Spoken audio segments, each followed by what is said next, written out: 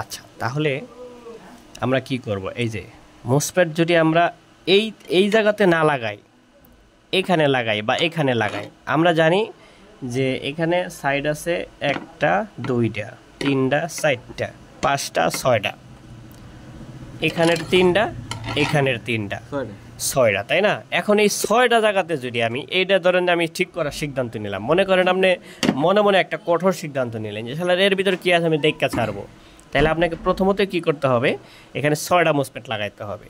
এখানে মোসফেট থাকে কিন্তু 36টা, কিন্তু আপনার 36টা লাগানোর প্রয়োজন নেই, আপনি জাস্ট 6টা লাগাবেন, যেহেতু আপনি বোর্ড ক্লিয়ার করবেন।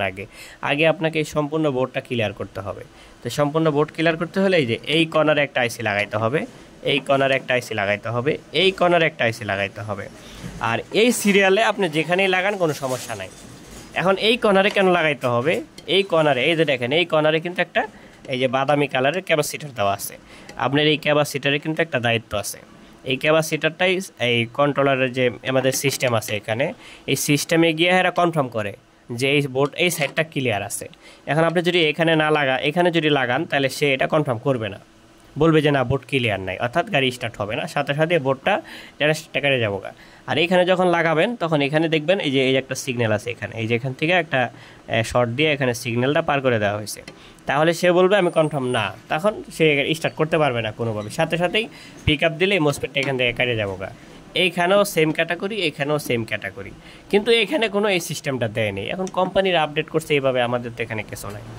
তাহলে আমরা এখানে একটা লাগাবো, এখানে একটা লাগাবো, এখানে লাগাবো, এখানে লাগাবো, লাগানোর পরে এই বোর্ডটাকে আমরা ক্লিয়ার করব, যদি এরকমটা যদি সিদ্ধান্ত নেই আর কি। তারপরে যা যা কাজ আছে আমরা কমপ্লিট করার চেষ্টা করব।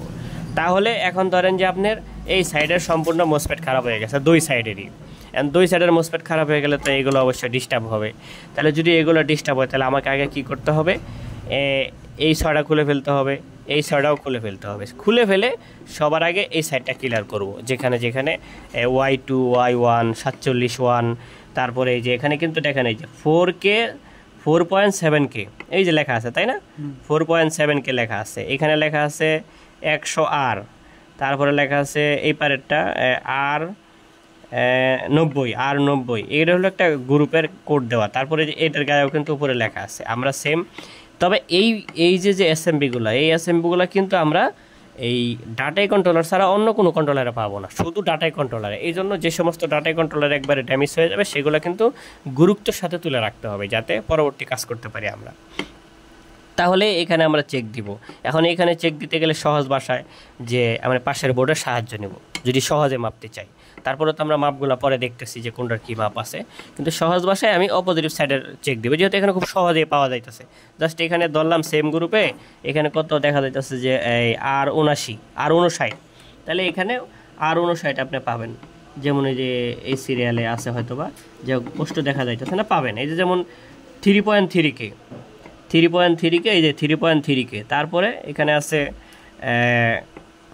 এই যে 4.4K, এখানে আছে এই যে 4.4K। হ্যাঁ, সব কিন্তু সেম টু সেম, কোনো পার্থক্য নাই।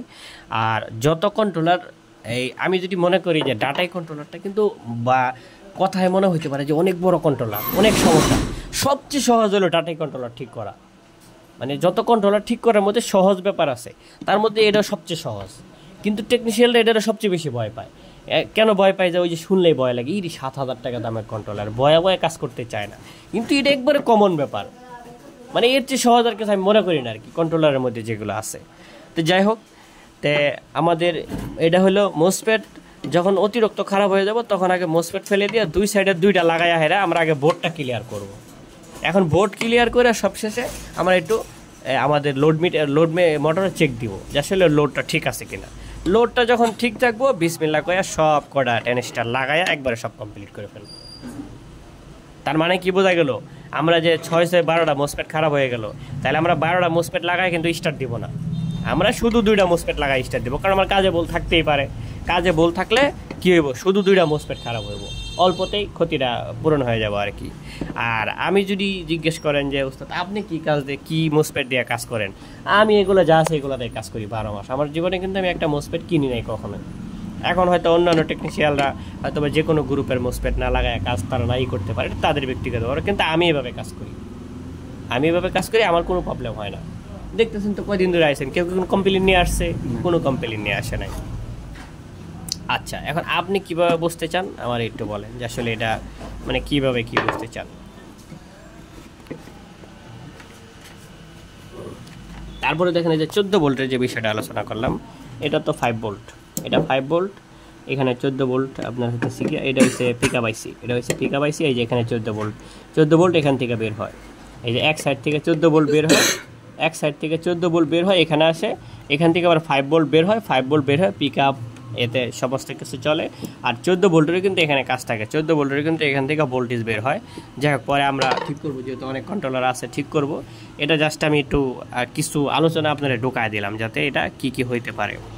এখানে এই আইসির একটা কাজ আছে, তারপরে এই যে এটা হচ্ছে সিস্টেম আইসি। এরপরে সিগন্যাল বাতি কিন্তু আপনি খুব সহজেই বুঝতে পারবেন যে সিগন্যাল বাতি কীভাবে কাজ করে। সিগন্যাল বাতি কাজ করলে আপনি বলে দিতে পারবেন আপনার কন্ট্রোলার কতটুকু ওকে আছে, সিগন্যাল বাতি আপনাকে বলে দিবে।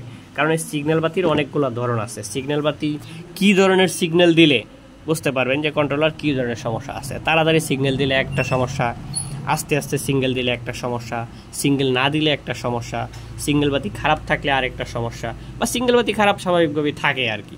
তারপরও এটা বললাম, এরকম অনেকগুলো ধরন আছে। তার মানে আমি কি বুঝতে পারলাম এখন সহজ ভাষায় বোর্ড কিভাবে ক্লিয়ার করব, এটা সহজে বুঝতে পারলাম। যেহেতু এটা সহজ, তাই আমি এটা এখন সহজে বোঝানোর চেষ্টা করলাম যে বোর্ড কিভাবে ক্লিয়ার করা যায়। বোর্ড ক্লিয়ার করতে হলে এইখানে এই যে এই টেনিস এই এসএমবিটা যেখানে আছে, এই পাশে আমাকে একটা মোসফেট লাগাইতে হবে। আর এইখান থেকে যে কোনো এক জায়গায় লাগাবো, আমি যেখানে সুবিধা মনে করি একই জায়গায়, এখানে সিস্টেমগুলো সব একই। এইভাবে বোর্ড ক্লিয়ার করব।